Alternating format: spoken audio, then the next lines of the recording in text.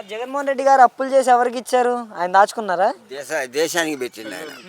ప్రజలకు పెట్టుకొని అందరికి చేసిండు. తర్వాత ఆయన దెబ్బతిన్నాడు. ఆయన చేసింది ఏముంది పాపం. ఇప్పుడు మంచి చేస్తే ఇప్పుడు ఎందుకు నష్టపోతారంటారు మరి?